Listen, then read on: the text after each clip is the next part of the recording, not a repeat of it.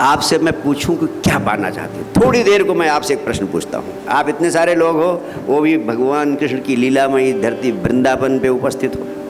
अगर मैं आपसे कहूं कि साक्षात कृष्ण मेरे भीतर से आपको आशीर्वाद देंगे और जो भी आपकी आकांक्षा होगी आपकी पूरी हो जाएगी, तो आप क्या पाना चाहेंगे? कोई बताए? आप बताओ। परमात्मा। वाह, कितने लोगों को परमात्मा चाहिए? हाथ उठाएं। Okay okay. और कितने लोगों को परमात्मा के अलावा सब कुछ चाहिए? बड़ा कंफ्यूज हो गए कि वास्तव में आपकी स्थिति मैं समझ सकता हूं, आपको पता ही नहीं क्या चाहिए। बड़े असमंजस में है, पता नहीं है क्या चाहिए।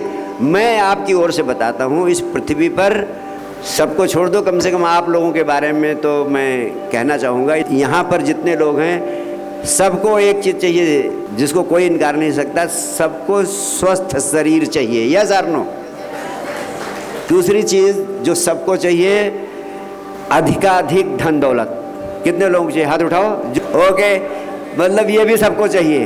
अब तीसरी चीज़ मैं कह रहा हूँ, हर आदमी को शांति और आनंद चाहिए। अगर ये तीनों चीज़ें मिल जाए तो इतने से तृप्ति हो जाएगी, या इसके बाद भी कोई चीज़ चाहिए? जिसको इसके बाद भी कोई चीज़ चाहिए बताएं। आशीर्वाद चाहिए, मोक्ष, मुक्ति।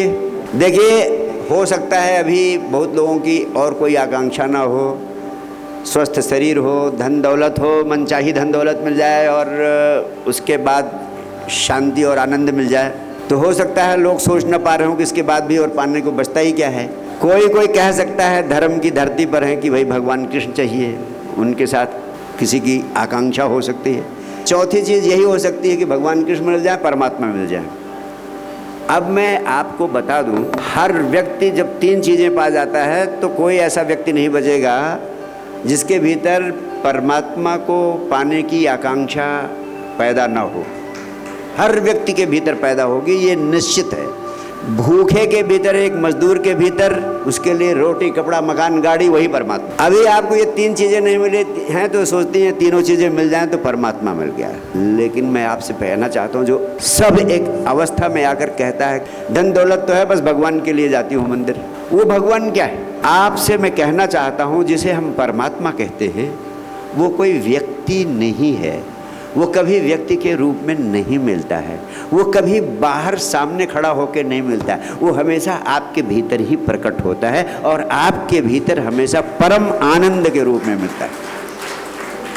बुद्ध, कृष्ण, क्राइस्ट, मोहम्मद को कभी सामने से खड़े होके कोई परमात्मा नहीं प्रकट हुआ था, उनके भीतर ही परमात्मा प्रकट हुआ था। किस रूप में प्रकट हुआ था? परम आनंद के रूप में। आनंद और परम आनंद में यही इतना अंदर है। जो भौतिक जगत का आनंद है वो मिलता तो है आपको, लेकिन वो बीच बीच में खंडित हो जाता है, भंग हो जाता है। जैसे आपको सफलता मिल गई, आनंदित हो गए, अगले दिन असफलता मिल गई, आनंद भंग हो गया। लेकिन परम आनंद किसे कहते हैं? ऐसा आनंद जो कभी भंग ही न हो, कभी भंग न होने वाले आनंद को हमने कहा परमानंद। और ये परमानंद, कभी भंग न होने वाला आनंद जिसको मिल जाए समझो उसी को परमात्मा मिल गया। ऐसा नहीं कि कृष्ण जी आके दर्शन देंगे तो आपको हो गया हमें कृष्ण जी मिल गए। कृष्ण जी हमेशा तुम्हारे भीतर कभी भंग न होने वाले आनंद के रूप में ही प्रकट होंगे। तभी भगवान कृष्ण कहते हैं सुखे दुखे समो भूत्वा लाभा लाभौ जया जयौ। जो सुख में, दुख में, हानि में, लाभ में, जय में, पराजय में एक जैसा बना रहे, वही योगी है, वही परमात्मा को उपलब्ध है, वही सिद्ध है, वही संबुद्ध है, वही सच्चे अर्थों में परम को उपलब्ध हो चुका है। और ये दोनों उपलब्धियां तभी हो सकती हैं जब भौतिक दृष्टि से आप सुख समृद्धि की ऊंचाइयों पर हो और आध्यात्मिक दृष्टि से आप परम शांति और परम आनंद के यानी स्वयं के अनुभव को उपलब्ध हो सके हों।